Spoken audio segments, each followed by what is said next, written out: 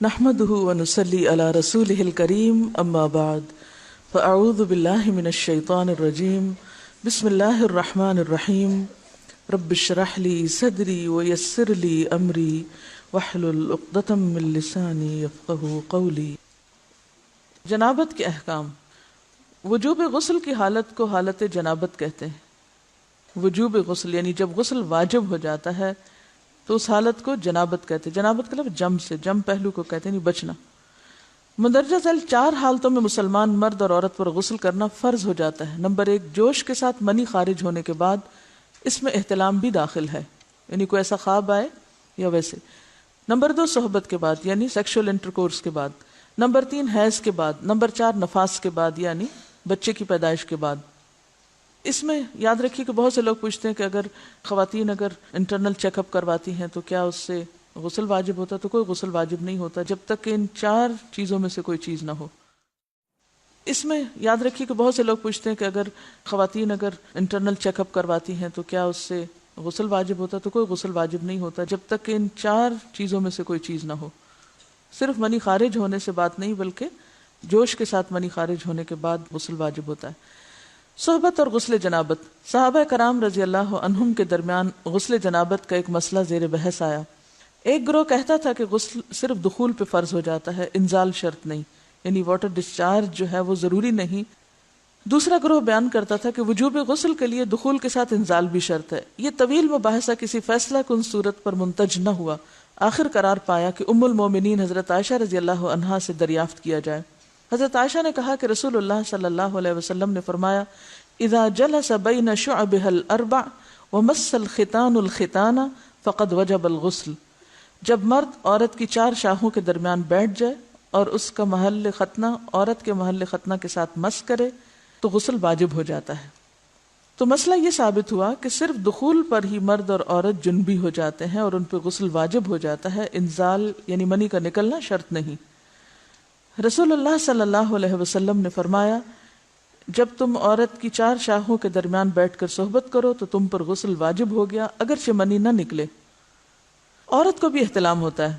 ام المومنین حضرت سلمہ رضی اللہ عنہا روایت کرتی ہیں کہ حضرت ام سلیم نے رسول اللہ صلی اللہ علیہ وسلم سے کہا، اے اللہ کے رسول، یقیناً اللہ حق سے نہیں شرماتا، یعنی حق بات اور ایک ضروری بات جو ہے اس کو واضح کرنا ضروری ہوتا ہے، اور اس معاملے میں شرم سے کام نہیں لینا چاہیے، کہیں ایسا نہ ہو کہ انسان انجانے میں غلط کام کرتا رہے۔ تو یہ کہہ کر انہوں نے مسئلہ پوچھا، کیا عورت پر غسل ہے جبکہ اس کو احتلام ہو؟ آپ نے فرمایا ہاں، لیکن جب پانی کا نشان دیکھے یعنی منی دیکھے۔ اس پر حضرت ام سلمہ نے شرم سے منہ چھپا لیا اور عرض کیا، اے اللہ کے رسول، کیا عورت کو بھی احتلام ہوتا ہے؟ آپ نے فرمایا ہاں ہوتا ہے، تیرا داہنا ہاتھ خاک آلود ہو، یعنی یہ ایک پیار کی ڈانٹ تھی۔ اور اس میں ہو سکتا ہے کہ مزاج کا فرق ہو، بعض خواتین کے ساتھ ایسا نہ ہو اور بعض کے ساتھ ایسا ہو، لیکن اس میں جو اصل چیز ہے وہ ایکسیسو واٹر ڈسچارج ہے۔ اس میں کہیں ایسا نہ ہو کہ لیکوریا وغیرہ کے ساتھ اس کو ریلیٹ کر دیا جائے، دونوں چیزوں میں فرق ہے۔ اور احتلام جو ہے وہ سوتے وقت ہوتا ہے، یعنی سو کر اٹھنے پر اگر انسان اپنے کپڑوں پر زیادہ ڈسچارج دیکھے، خواہ کوئی خواب یا کوئی فیلنگ یاد نہ بھی ہو، تو پھر غسل کرنا ضروری۔ معلوم ہوا کہ عورت یا مرد نیند سے اٹھ کر اگر تری یعنی نشان منی دیکھیں تو یہ احتلام کی علامت ہے، لہٰذا ان پر غسل کرنا فرض ہو جاتا ہے۔ اور اگر احتلام کی کیفیت انہیں یاد ہو لیکن نشان نہ پائیں، یعنی خواب یاد ہے لیکن کوئی سامنے علامت نہیں، تو غسل فرض نہیں ہوگا۔ ایسی صورت میں شک کی ضرورت نہیں ہے کہ نہیں وہ میں نے خواب دیکھا اور مجھے خواب بالکل صحیح یاد ہے تو مجھے نہانا چاہیے، نہیں، محض خواب پر نہیں نہایا جائے گا جب تک کہ فزیکلی کوئی ایسی چیز سامنے دیکھی نہ جائے۔ جنبی کے بالوں کا مسئلہ۔ حضرت ام سلمہ روایت کرتی ہیں کہ میں نے کہا، اے اللہ کے رسول صلی اللہ علیہ وسلم، میں اپنے سر کے بال خوب مضبوط گوندتی ہوں، کیا میں انہیں غسل جنابت کے وقت کھولا کروں؟ آپ نے فرمایا، ان کا کھولنا ضروری نہیں، تیرے لیے یہی کافی ہے کہ 3 لپ پانی اپنے سر پر ڈالے، پھر اپنے سارے بدن پر پانی بہائے، پس تو پاک ہو جائے گی۔ یعنی بالوں کی جڑیں بھیگنا، سکن بھیگنا ضروری ہے، سارے بال کھولنا ضروری نہیں ہے۔ جنبی کے بالوں کا مسئلہ۔ حضرت عائشہ کو خبر ملی کہ حضرت عبداللہ ابن عمرو عورتوں کو غسل جنابت کے لیے بال کھولنے کا حکم دیتے ہیں. فرمانے لگی ابن عمرو پر تعجب ہے، انہوں نے عورتوں کو تکلیف میں ڈال دیا، وہ انہیں سر منڈوانے کا حکم کیوں نہیں دے دیتے. یہ حضرت عائشہ کی ڈانٹ تھی. یعنی وہ یہ تو کہہ رہے کہ عورتیں بال کھول کھول کے نہائیں، تو وہ پھر سیدھا یہی کہیں کہ عورتیں بال منڈوا لیں. میں اور رسول اللہ صلی اللہ علیہ وسلم ایک ہی برتن میں غسل کرتے اور میں اپنے بال کھولے بغیر سر پر 3 چلو سے زیادہ پانی نہیں ڈالتی تھی. معلوم ہوا کہ غسل جنابت کے لیے بال کھولنے کی ضرورت نہیں، مگر یہ حکم صرف غسل جنابت کا ہے. غسل حیض کے لیے بالوں کا کھولنا ضروری ہے کیونکہ وہ مہینے میں ایک دفعہ ہے. حضرت عائشہ سے روایت ہے کہ انہیں رسول اللہ صلی اللہ علیہ وسلم نے غسل حیض کے لیے فرمایا اپنے بال کھولو اور غسل کرو. اس میں آپ دیکھیے کہ دونوں چیزوں میں فرق کیوں ہے، دونوں کی نوعیت فرق ہے. اور حیض جو ہے وہ ایک نجاست کی کیفیت بھی ہے نا، قل هو اذی، تو اس کے بعد نہانا اور نہا کر خوشبو لگانا خاص طور پر اس کا سارا حکم آتا ہے. لیکن غسل جنابت میں نجاست کی وہ کیفیت نہیں ہے. یعنی حیض کا خون اور منی جو ہے ان دونوں کے حکم میں بھی فرق ہے. ٹھیک ہے نا. بعض علماء کے خیال میں جو منی ہے اٹ سیلف وہ ناپاک چیز نہیں ہے. اگر کسی کپڑے وغیرہ کو لگ گئی تو وہ کپڑا ناپاک نہیں، اگر اس کو خشک ہونے پر کھرچ کے صاف کر دیا جائے تو کپڑا صاف ہو جائے گا. لیکن خون حیض پر آپ صلی اللہ علیہ وسلم کیا فرمایا، چٹکیوں سے مل مل کے اس کو صاف کر کے دھوئے. تو ان دونوں میں بھی فرق ہے. لہٰذا ان دونوں کے بعد نہانے کے حکم میں بھی فرق ہے. ایک میں بال کھولے جائیں گے اور بال بھی دھوئے جائیں گے اور بالوں کی جڑیں بھی دھوئی جائیں گی، جبکہ دوسرے عام غسل جنابت میں بال کھولنا اور پورے بال دھونا شرط نہیں. بہت سی بچیاں ایسی جن کی شادی ہوتی ہے اور اس کے بعد انہیں ان مسائل کا پتہ نہیں ہوتا، یا تو وہ شرم کے مارے نہاتی نہیں، یا نہاتی ہیں تو پھر وہ پورے بال دھو دھو کے سکھانے میں اور ان چیزوں میں اتنا وقت ضائع کر دیتی ہیں کہ پھر بعضوں کا شوہر کی نافرمانی اور آپس کے تعلقات میں ٹینشن، لوگوں کا خوف. تو اگر دین کا صحیح مسئلہ پتہ ہو تو انسان ان تمام مشقتوں سے بچ جاتا ہے اور ایک نارمل روٹین کی لائف گزار سکتا ہے. اس میں کیا صرف 3 کپ پانی، 3 لپ پانی، یعنی 3 دفعہ کیونکہ اگر ایک دفعہ ڈالنے سے پوری طرح نہیں بھیگا تو آپ یہ بھی کر سکتے ٹیپ کے آگے سر کر کے تو ساری اسکن جو ہے سر کی اس کو آپ گیلا کر لیں. پیچھے سے بال جو ہیں اگر لمبے ہیں تو ان کو ایک طرف کر دیں تاکہ پورے بال نہ دھونے پڑے، نہ سکھانے پڑے اور نہ خشک کرنے پڑے، اور باقی جسم پہ پانی بہا لیں. دوسری صورت یہ ہے کہ مگ میں پانی لے کے تو اس کو آپ تھوڑا تھوڑا کر کے پورے کو ایک دفعہ کریں، پھر اس کے بعد دوبارہ کریں اور تیسری دفعہ رول کر کے بالوں کو پیچھے سے شاور کیپ ڈال لیں اور باقی جسم پھر دھو لیں. شاور کیپ سے کیا ہوتا ہے عام طور پر کہ پیچھے کے جو سارے لمبے بال ہیں پھر وہ نیچے گر کے گیلے نہیں ہوتے، وہ آپ کے سر پہ ہی ٹک جاتے ہیں. تو سر کی اسکن دھوئیں اور بالوں کو جوڑے کی شکل میں باندھ کے اوپر شاور کیپ پہن کے پھر باقی جسم کو اچھی طرح دھو لیں. تو اس میں آپ دیکھیں کہ جب بالکل سر کے سکن کا حصہ ہی تر ہوگا، اور یہ 3 دفعہ کرنا ہوگا، ایک دفعہ سے نہیں کام چلے کہ 3 دفعہ کرنا تاکہ کوئی بھی بال برابر جگہ سکن کی خشک نہ رہ جائے. تو اس سے کیا ہوگا کہ جتنا کم بال گیلے ہوں گے اتنے کم دیر میں ان کو خشک بھی کیا جا سکتا ہے اور کسی بھی مشقت کے بغیر انسان نماز پڑھ سکتا ہے. جنبی سے میل جول اور مسافہ جائز ہے. حضرت ابو ہریرہ روایت کرتے ہیں کہ ایک دن بحالت جنابت میں نے رسول اللہ صلی اللہ علیہ وسلم سے ملاقات کی. آپ نے میرا ہاتھ پکڑا اور میں آپ کے ساتھ ہو لیا. آپ ایک جگہ بیٹھ گئے اور میں چپکے سے نکل گیا. گھر جا کر غسل کیا، پھر واپس آیا. آپ ابھی بیٹھے ہوئے تھے. آپ نے پوچھا اے ابو ہریرہ تو کہاں گیا تھا؟ میں نے سارا حال کہہ سنایا تو آپ نے فرمایا سبحان اللہ، تحقیق مومن ناپاک نہیں ہوتا. نبی صلی اللہ علیہ وسلم کا یہ فرمان کہ مومن ناپاک نہیں ہوتا، اس کا مطلب یہ ہے کہ مومن حقیقتاً نجس اور پلید نہیں ہوتا. جنابت حکمی نجاست ہے، حسی نہیں. یعنی نجاست کے حکم میں ہے لیکن بظاہر وہ کوئی ناپاک ہونے والی بات نہیں. یعنی شریعت نے مصلحت کی بنا پر ایک حالت میں حکماً اس پر غسل واجب کیا ہے، بس جنبی کے ساتھ ملنا جلنا، اٹھنا بیٹھنا، اختلاط ارتباط، کھانا پینا سب جائز ہے. یہاں یہ بات یاد رہے کہ بعض اوقات ایسا بھی ہوتا ہے کہ انسان حالت جنابت میں ہوتا ہے، تو ہمارے ہاں تو اس میں اتنے زیادہ بچیوں کو ڈرایا جاتا ہے کہ ایک قدم بھی اٹھایا تو معلوم نہیں کیا قیامت آ جائے گی اور تم کمرے سے نکل ہی نہیں سکتے جب تک کہ پاک نہ ہو. تو بعض اوقات حالات کا تقاضا ایسا ہوتا ہے کہ جس میں انسان کو کچھ ضروری کام نپٹانے پڑتے ہیں. بعض اوقات جیسے بچوں کو اسکول چھوڑنا ہے یا ان کو ناشتہ بنا کے دینا ہے یا کچھ، تو پھر 2 ایکسٹریم پہ لوگ چلے جاتے ہیں. یا تو پرواہ نہیں کرتے پاک ناپاک ہونے کی، یا یہ ہے کہ وہ اس چیز کو اتنا ایشو بنا لیتے ہیں کہ باقی سارے کام ان کے متاثر ہو کے رہ جاتے ہیں. تو اس چیز کو اپنی حدود میں رکھ کے لائٹلی لینا چاہیے جو فریضہ ادا کرنا ہے وہ کر لے، اور باقی چیزیں جو ہیں ان کو ایشو نہ بنایا جائے. یعنی اگر کسی وقت مجبوراً تھوڑی دیر کے لیے گھر سے بھی نکلنا پڑ جائے، جیسے حضرت ابو ہریرہ باہر نکلے ہوئے تھے، تو اس میں بھی حرج نہیں ہے. اس کا یہ مطلب نہیں کہ آپ ٹال مٹول کر کے تو دن بھر کی نمازیں گنوائیں. یہ صرف رخصت کی بات ہے یا کیا کر سکتے ہیں آپ، اس کی بات ہے. اس کا یہ مطلب نہیں کہ یہ ایک عادت یا ایک روٹین بنا لی جائے ناپاک رہنے کی. بعض لوگ کچھ کھاتے نہیں پیتے نہیں کہ ہم ناپاک ہیں. کھانا پینا بات چیت لین دین، یعنی اگر کسی کا ہاتھ دوسرے پاک بندے سے چھو گیا تو وہ کوئی ناپاک نہیں ہو جائے گا. یا کسی کپڑے کو ہاتھ لگ گیا یا کسی چیز کو یا کسی کھانے کو، تو وہ کھانا ناپاک نہیں ہوگا، کیونکہ یہ حصی نجاست نہیں ہے. آپ کے ہاتھ میں کوئی گندگی نہیں ہے. اگر اس حالت میں کبھی آٹا گوندنا پڑ جائے یا کوئی پیڑا یا روٹی بنانی پڑ جائے، اور دیکھیے کہ بعض اوقات بچے چھوٹے ہیں رو رہے ہیں، ان کو کھانا چاہیے، اور آپ کہیں روتے رہیں جو روتے ہیں، میں تو ناپاک ہوں اس لیے میں تو کوئی کام نہیں کر رہی. تو یہ ایک دوسری ایکسٹریم ہوگی. ایسا کرنا درست نہیں. اگر ضرورت کے تحت تھوڑی دیر، گھنٹہ 2 گھنٹہ کسی وجہ سے ڈیلے کرنا پڑے، بعض اوقات ایسا تو پانی نہیں ہوتا، تو ایسی صورت میں کیا کریں گے؟ ایسی صورت میں آپ ویٹ کریں گے. بعض سپلائی کا پانی 1 گھنٹے تک آ رہا ہے، تو اب آپ کوئی کام کاج نہ کریں، اندر مرغی بن کے بیٹھ جائیں کہ میں ناپاک ہوں میں ناپاک ہوں. نہیں، سب کام کریں اپنے، اور جو پانی آ جائے تو نہا لیں. ایسا کرنے میں کوئی گناہ نہیں، کوئی جرم نہیں، کوئی غلطی نہیں. رسول اللہ صلی اللہ علیہ وسلم نے ایک انصاری کو بلایا. جب وہ آیا تو اس کے سر کے بالوں سے پانی ٹپک رہا تھا.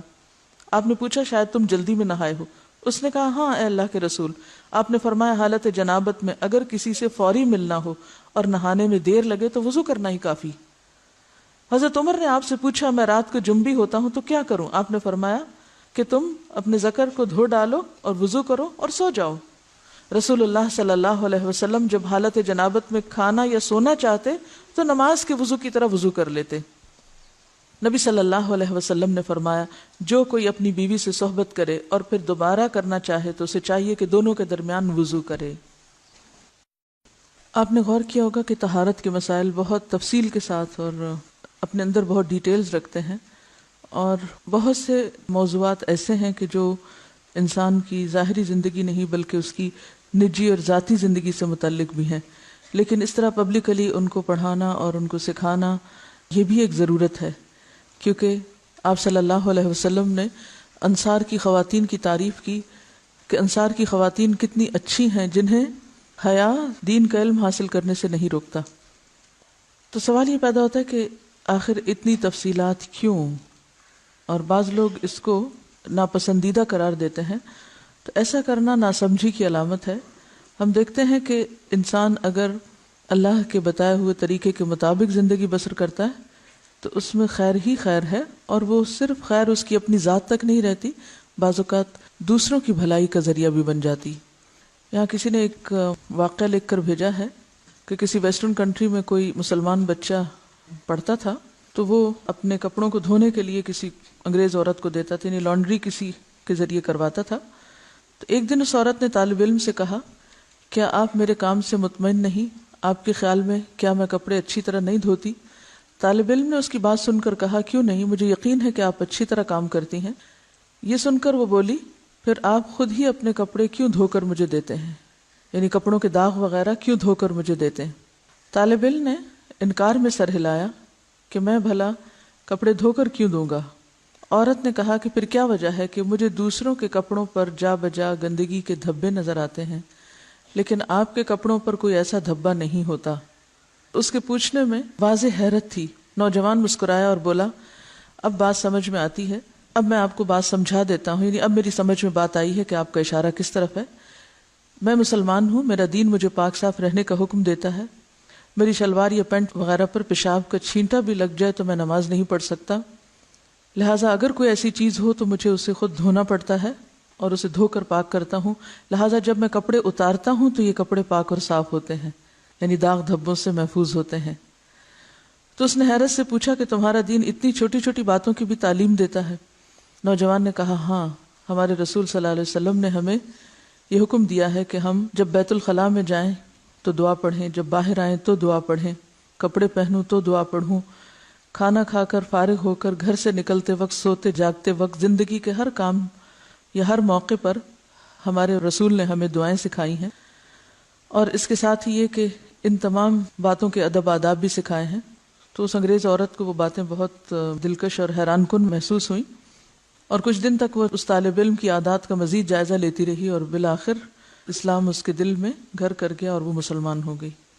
اور اس کے بعد اس نے اپنے گھر کے دوسرے افراد کو بھی مسلمان کیا، اسے ایک خاتون نے.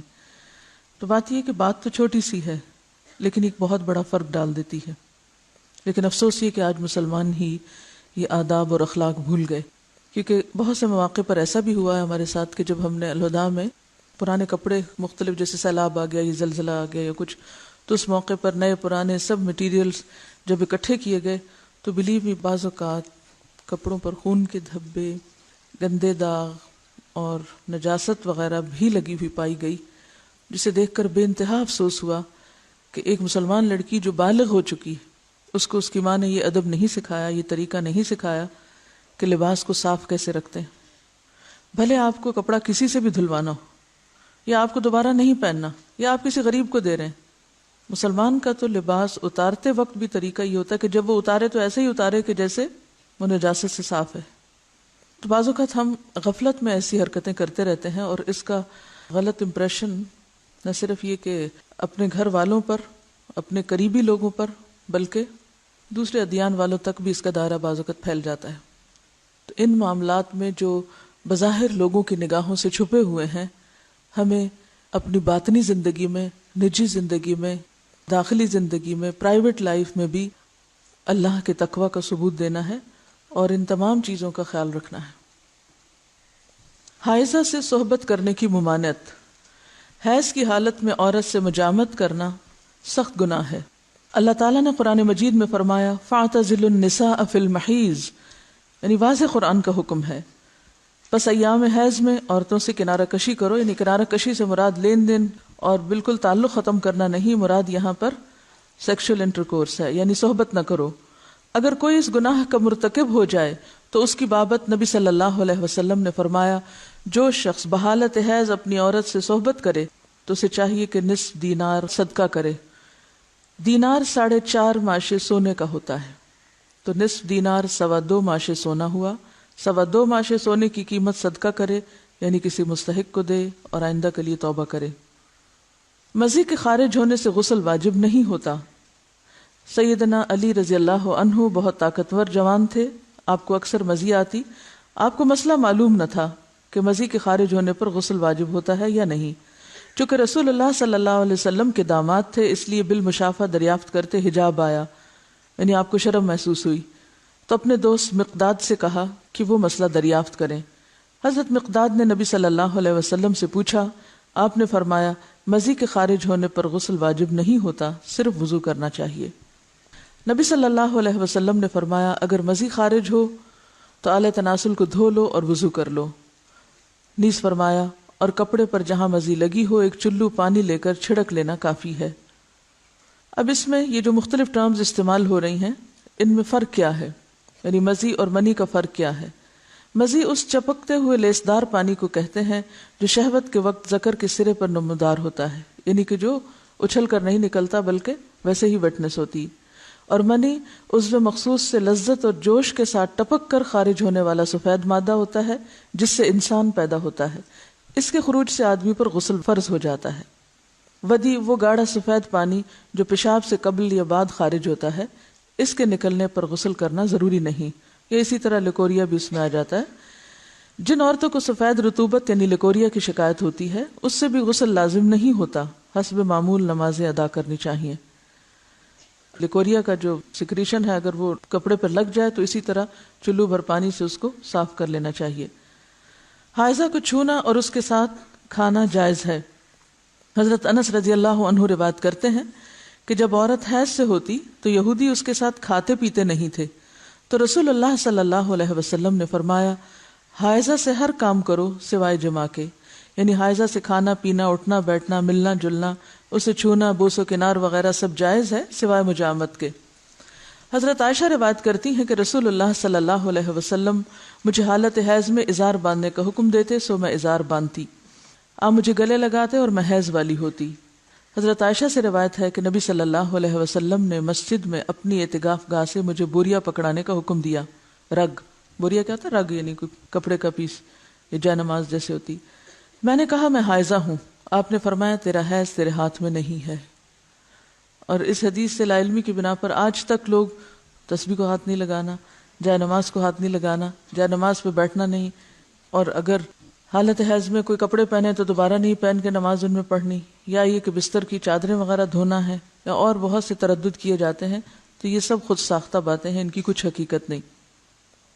حضرت عائشہ سے روایت ہے کہ نبی صلی اللہ علیہ وسلم میری گود کو تکیہ بنا کر قرآن حکیم کی تلاوت کرتے تھے حالانکہ میں حائضہ ہوتی.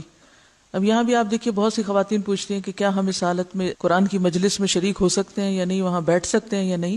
تو آپ دیکھیے کہ آپ صلی اللہ علیہ وسلم حضرت عائشہ کی گود میں سر رکھ کے قرآن پڑھتے جبکہ حضرت عائشہ حیض سے ہوتی.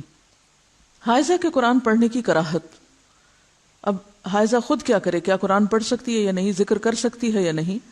حالت جنابت اور حیض میں قرآن حکیم کی تلاوت کے حرام ہونے کے بارے میں کوئی صحیح حدیث نہیں ہے، یعنی حرام نہیں ہے پڑھنا، مگر ان حالتوں میں مکروہ ضرور ہے، یعنی پسندیدہ نہیں ہے کہ انسان تلاوت کی غرض سے صبح بیٹھ کر قرآن پاک کی کچھ آیات پڑھے.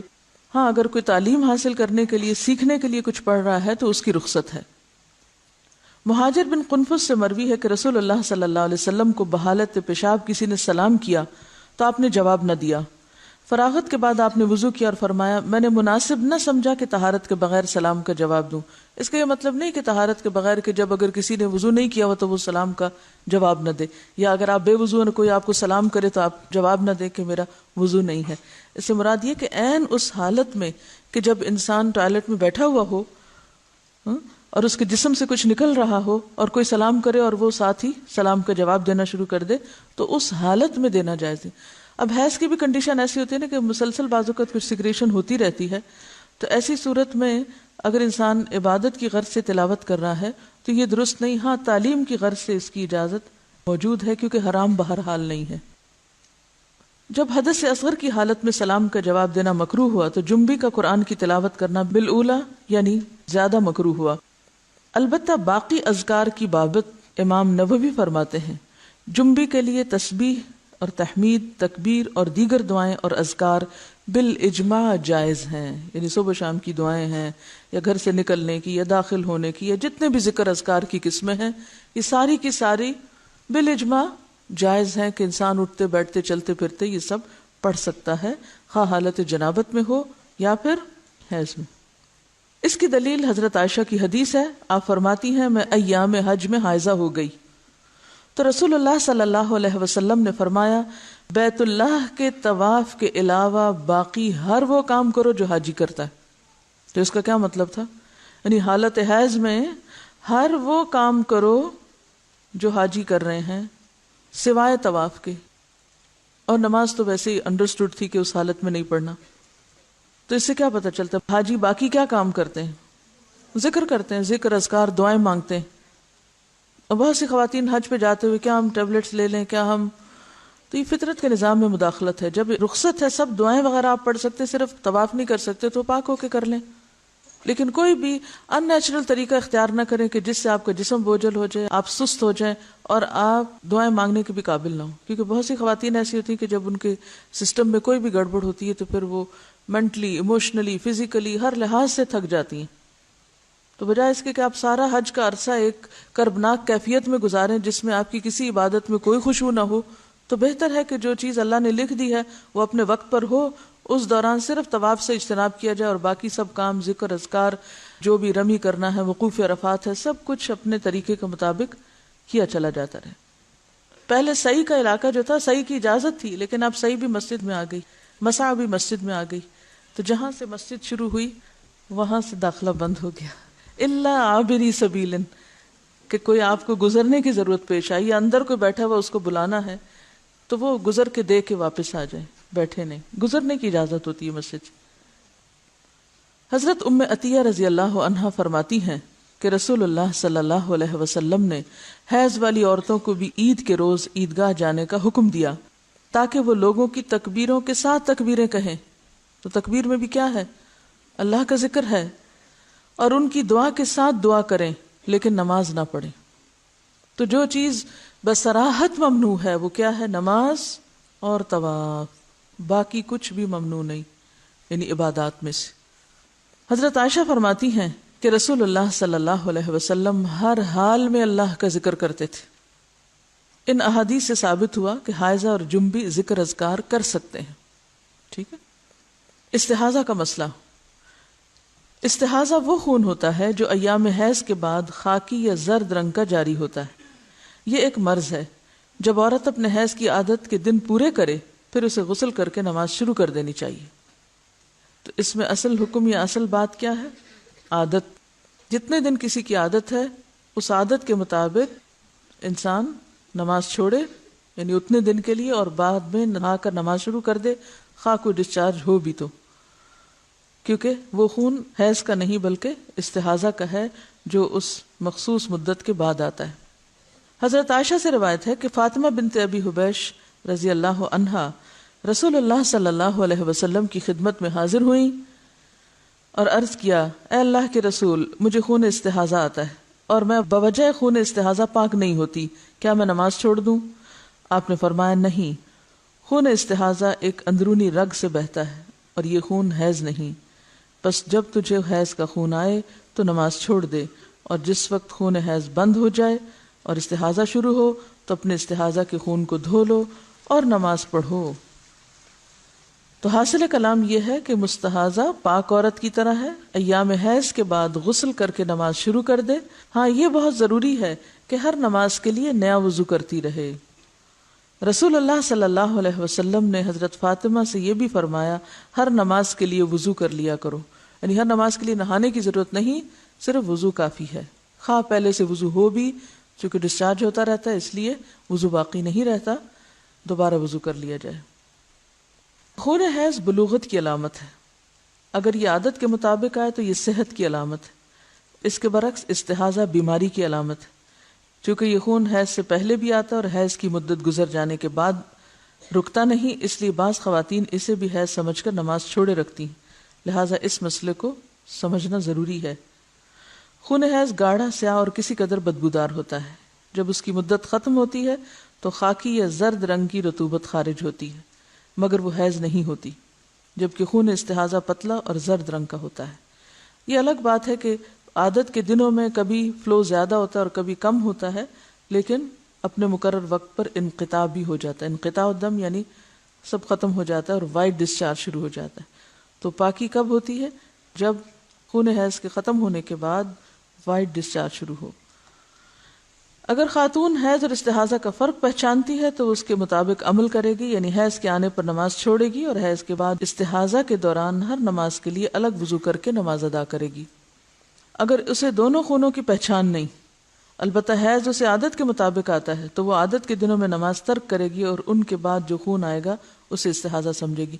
اب اس میں مشکل یہ ہے نا کہ ہر عورت کی عادت فرق ہے، اس لیے اس میں کوئی مفتی کچھ نہیں بتا سکتا، خود ہی اس کا تعین کرنا پڑے گا کہ کن دنوں میں عادت بدل جاتی، کیونکہ عورت کی صرف یہ نہیں کہ اس کو خون کے رنگ سے ہی آپ پہچانیں گے، اس میں دیکھا یہ جائے گا کہ آپ کی اپنی جسمانی کیفیت کب بدلتی ہے، کیونکہ استحاضہ کے خون میں جسمانی کیفیت اتنی متاثر نہیں ہوتی، جبکہ حیض کے دنوں میں اس سے پہلے یا اس کے بعد مزاج پر بھی فرق پڑتا ہے۔ تو مزاج کی تبدیلی سے اور خون کے رنگ کی تبدیلی سے یا اس کیفیت سے یا اس کے زیادہ یا کم ہونے سے بھی حیض اور استحاضہ کو آپس میں الگ الگ سمجھا جا سکتا ہے۔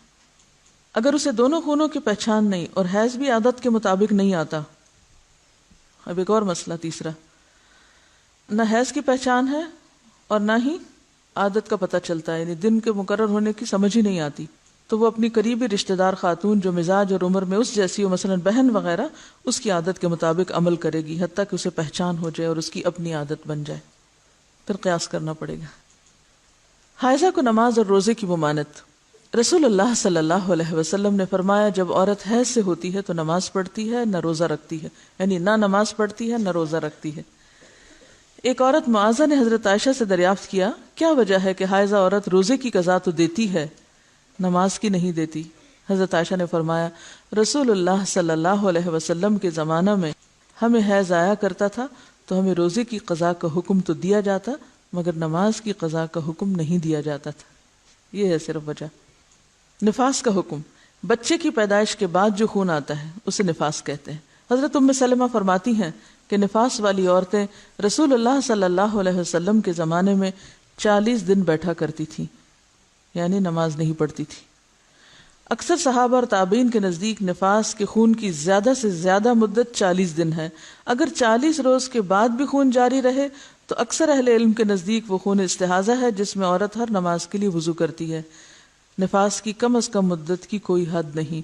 اچھا یہ بھی یاد رہے کہ بعض خواتین کو نفاس کا عرصہ ختم ہوتے ہی پھر پیریڈ شروع ہو جاتے ہیں، تو ایسی صورت میں اگر دن اوپر چلے جائیں اور پیریڈز کی واضح علامات ہر ایک کو اپنی عادت پتہ ہوتی ہے تو اس کے مطابق پھر وہ چھوڑ سکتی ہے۔ حضرت انس فرماتے ہیں نفاس کی مدت 40 دن ہے، الا یہ کہ خون پہلے ہی بند ہو جائے، کیونکہ بعض لوگوں کو بچے کی ولادت کے بعد کسی قسم کا کوئی خون نہیں آتا تو وہ پہلے دن سے ہی نماز پڑھیں گی۔ کچھ لوگوں کو 3 دن تک، کچھ کو 7 دن، کچھ 10 دن، کچھ 1 مہینہ، کچھ پورے 40 دن، کبھی زیادہ کبھی کم۔ تو پھر ان معاملات میں دیکھا کیا جائے گا؟ کوئی کتاب یا اپنا آپ؟ ہر ایک کو اپنی عادت خود دیکھنی پڑے گی، ٹھیک۔ حضرت انس فرماتے ہیں نفاس کی مدت 40 دن ہے، الا یہ کہ خون پہلے ہی بند ہو جائے۔ امام شافعی فرماتے ہیں اگر عورت کو ولادت کے بعد خون آتا ہی نہیں تو اس پر ضروری ہے کہ وہ غسل کرے اور نماز پڑھے۔ نفاس اور حیض کے خون کا حکم ایک جیسا ہے، یعنی ان حالات میں نماز، روزہ اور جماع منع ہے۔ رسول اللہ صلی اللہ علیہ وسلم ایام نفاس کی نمازوں کی قضاء کا حکم نہیں دیتے تھے، ٹھیک ہے۔ آپ نے یہ سنا ہوگا نا کہ خون حیض کی اقصی مدت یعنی زیادہ سے زیادہ مدت 10 دن ہے، تو یہ قیاس ہے، یعنی ایک اندازہ کیا گیا۔ آپ دیکھیے کہ فقہا کس طرح اجتہاد کیا کرتے تھے۔ جب یہ مسئلہ سامنے آیا تو مختلف عورتوں کی عادت معلوم کرائی گئی، کم سے کم کتنا ہوتا ہے، زیادہ سے زیادہ کتنا ہوتا ہے۔ پتہ چلا کہ کم سے کم اتنا اور زیادہ سے زیادہ اتنا، تو لہٰذا یہ 10 دن وہاں سے چلے۔ نبی صلی اللہ علیہ وسلم نے کوئی 10-12 دن نہیں بتائے، اصل بات عادت کی ہے کہ کتنے دن آپ کی عادت ہے۔ ڈی این سی کے بعد بھی جو خون ہوتا ہے وہ بھی نفاس میں شمار ہوگا، اس میں بھی کمی بیشی ہوتی ہے۔ بعض اوقات ایسا بھی ہوتا ہے کہ جتنے مہینے کا بچہ تھا اتنے مہینے کے جو پیریڈز کے دن ہیں اس کے برابر بھی آتا ہے، اور بعض عورتوں کو اس سے کم و بیش۔ ان کا سوال یہ ہے کہ نفاس میں شروع میں زیادہ بلیڈنگ ہوتی ہے، اس کے بعد آہستہ سے کم ہو جاتی ہے، اور پھر تھوڑے دن میں زیادہ ہو جاتی ہے، پھر کم ہو جاتی ہے، تو کیا یہ سارا عرصہ نفاس ہوگا؟ یہ سارا عرصہ نفاس ہوگا جب تک کہ وائٹ ڈسچارج نہ شروع ہو جائے۔ وآخر دعوانا ان الحمد للہ رب العالمین، سبحانک اللہم وبحمدک، نشہد ان لا الہ الا انت، نستغفرک ونتوب الیک۔